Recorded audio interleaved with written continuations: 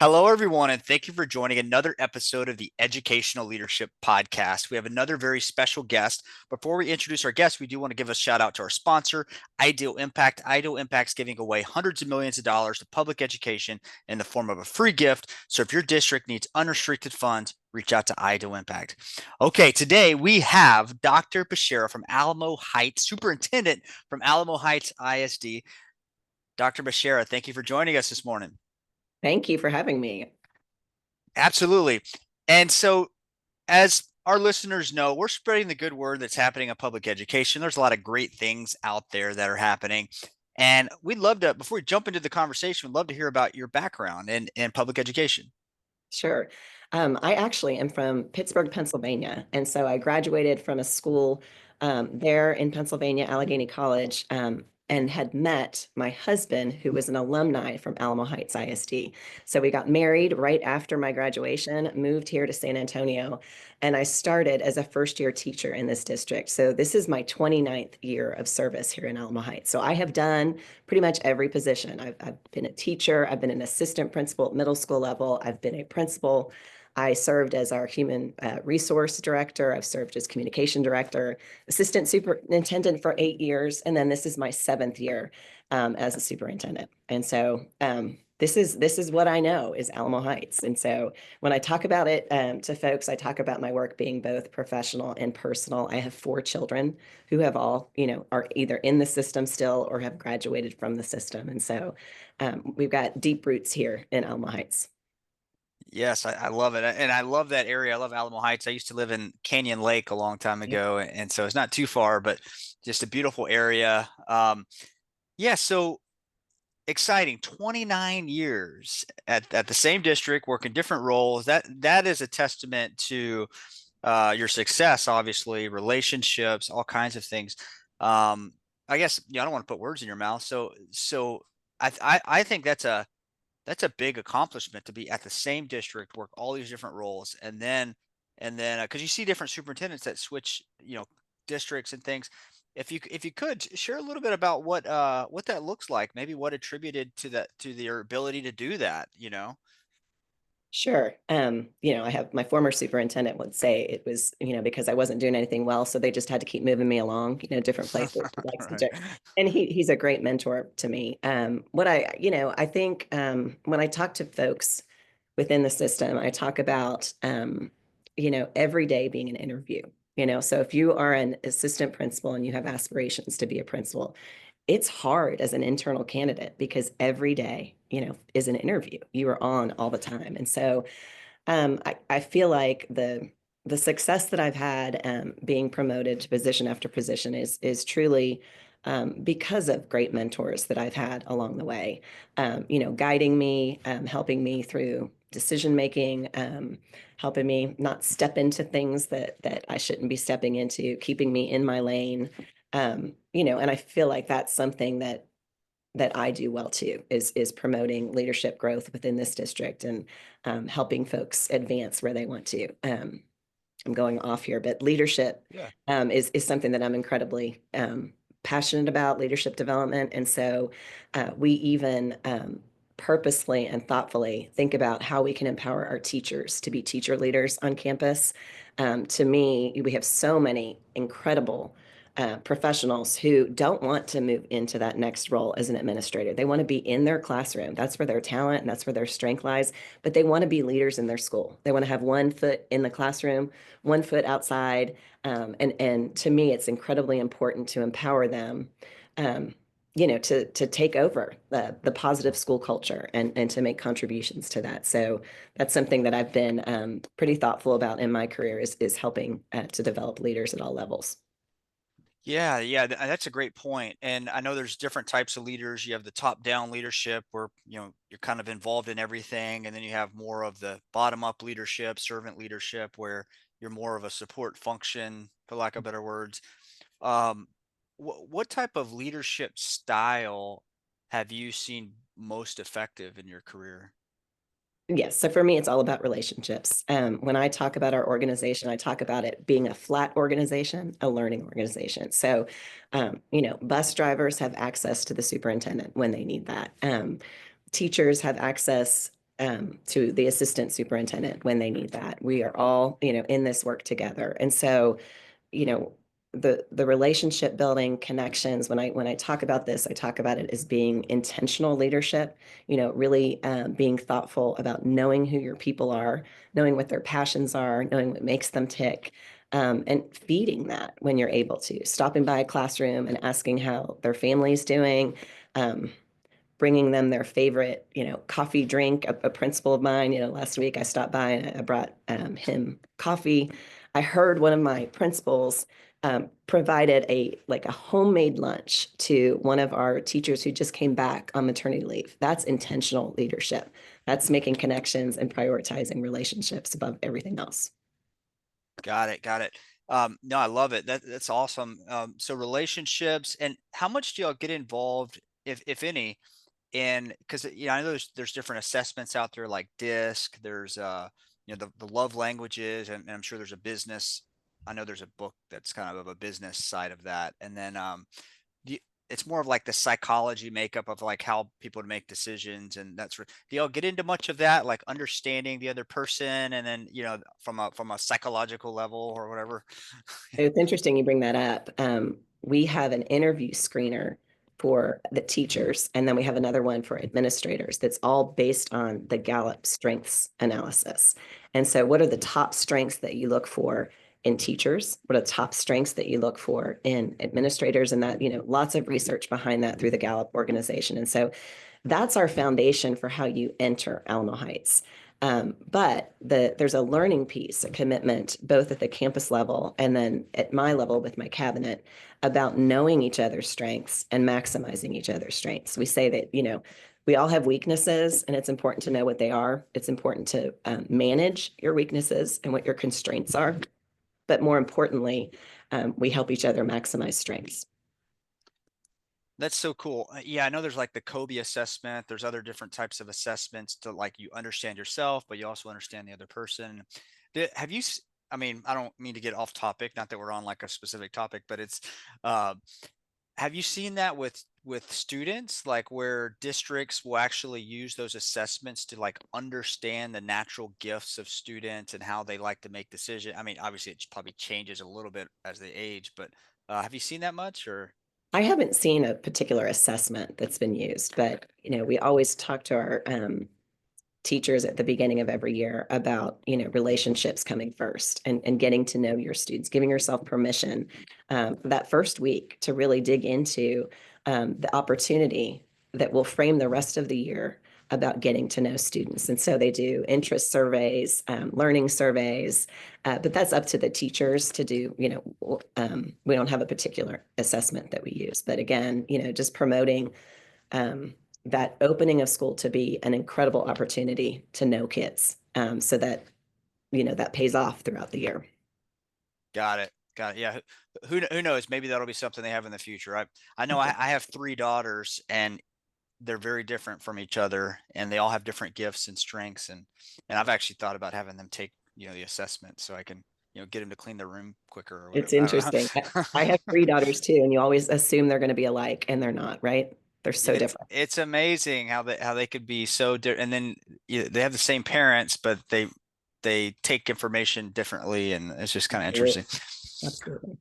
Well, cool. So, what are you passionate about in public education right now? There's a lot going on. We got financial situations, we have vouchers, we have all kinds of things, hot topics. What's on your radar these days? Yeah, so you're naming all of it, right? We're in my district going through a pretty intense financial challenge right now. We're gearing up for the next legislative session to ensure that our community is engaged and talking about the imperative about adequately funding our schools. I'm passionate about our teachers' recruitment and retention. I feel like there's not been a more important time to focus on that. One thing that I started a couple years ago is stay interviews with teachers who are known as irreplaceable teachers by their principals. So I sit down with them and I tell them, your principals told me you're irreplaceable on this campus. So I want to learn why it is that you choose Alamo Heights ISD. And they give me great information about that. They talk about what their frustrations are. And so that really helps me help my leadership team protect the culture that supports them. And so Mm, um, in those state interviews, it always comes down to three different themes. And one is autonomy in their practice. You know, teachers have talent and they want to be able to maximize their talent in unique ways. And so although they have to teach the standards, they want to be able to be empowered to teach it their way. And they love that about our district. They love the community support here. I'm going to tell you, our parents are engaged. We have incredible PTOs. I met with a large group yesterday trying to gear them up for this next legislative session. And I told them, our teachers choose this community, choose this district because of your support. And then the last thing that they tell me in the state interviews always is just the family feel of the district. I think that goes back to us being that learning organization, a flat organization. Our employees are able to bring their pre-K kids here when they're 3 years old and go through our pre-K program and daycare program. They do birthday parties together. They do, you know, and our kids kind of grow up together. At the very end of our students' career, you know, employees' children, I let our employees give the diplomas to the children to their oh, children wow. on stage. And so, you know, it's kind of a big celebration of family, you know, making cross-campus connections, making connections within your department, within your grade level. That's priority. So those are the three things that I hear about all the time when I do the stay interviews. Very cool. Yeah, that's awesome. Yeah, you got me thinking a little bit. So do districts, does your, I mean, it could be your district, could be anything you've observed in public education. Do you guys do like quarterly planning or yearly planning, or like, look, this is our initiative, we're going to meet this next year or this next quarter? Is that something that's common? I know businesses do it a lot, but I don't know. I'm curious if you guys do that. Yeah, absolutely. We have anchored into a new community-based accountability system. And so we've got a state accountability system that truly measures how schools do one day, you know, on one test. And when I talk about this, I say our community deserves so much more than that. And so my first year as superintendent, we designed a local community-based accountability system that measures our growth in 7 different pillars. That includes, you know, student readiness, student growth, student safety, financial stability in the district, and also just student well-being and engagement in our schools. You know, measuring participation in extracurriculars, you know, connections to co-curricular opportunities. And so that process is an ongoing process. It's not we look at the end of the year, we measure how we did, and we check off the boxes, and then we move on to the next year. It's a monthly process that our principals and our planning teams, our design teams on our campuses go through, so that accountability isn't, you know, a one-stop shop. Accountability is all year long. And so we frame our board meetings around the different pillars and we report out progress that we're making. Um, as we're walking through these financial challenges, last year, we decided to do something a little bit different to add on to community-based accountability. We came up with what we call WIGs, wildly important goals.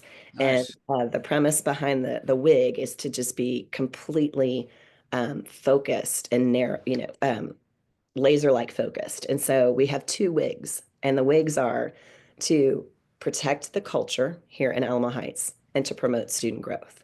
And that's it, you know, and everything can be distilled to that. And that's really serving us well this year. Part of the monthly reviews with our CBAS, which is community-based accountability, is a review of our WIGs and how we're doing. Love it. Yeah, I love those stretch goals. And you know, there's someone I follow pretty close, Dr. Benjamin Hardy. I don't know if you've heard of him. I have Um, not.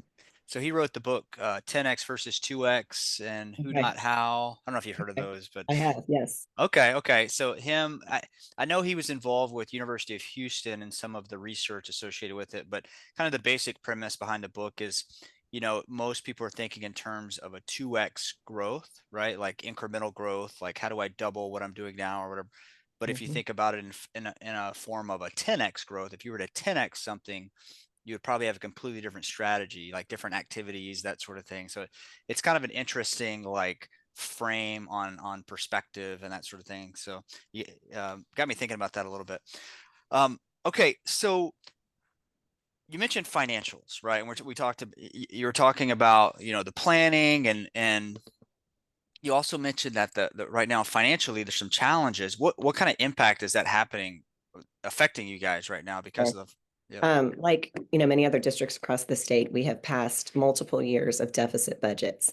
We in the state of Texas are being funded with 2019 allocations to the basic allotment. The basic allotment is, the entitlement that every child in the state of Texas gets. And so that has not changed since 2019, despite the rising costs of inflation, despite the fact that we walked through a legislative session where our state leaders sat on the most incredible surplus, state budget that we've ever seen.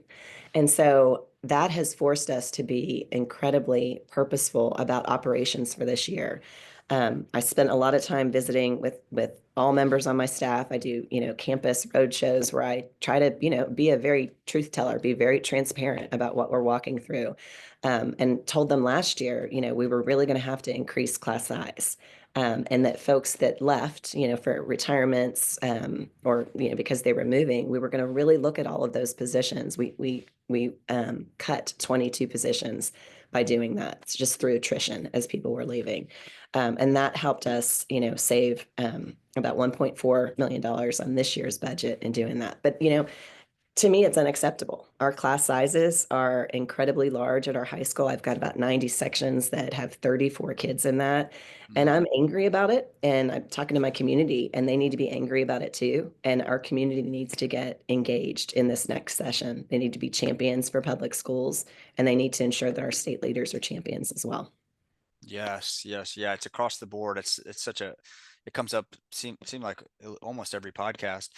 Um, Well, great. I know we're running short on time here. Last question. If you were to recommend a leader in public ed, could be another superintendent, to come on the podcast and share their story, um, who would it be? Oh, I have First so person. many. I have Yeah. so many.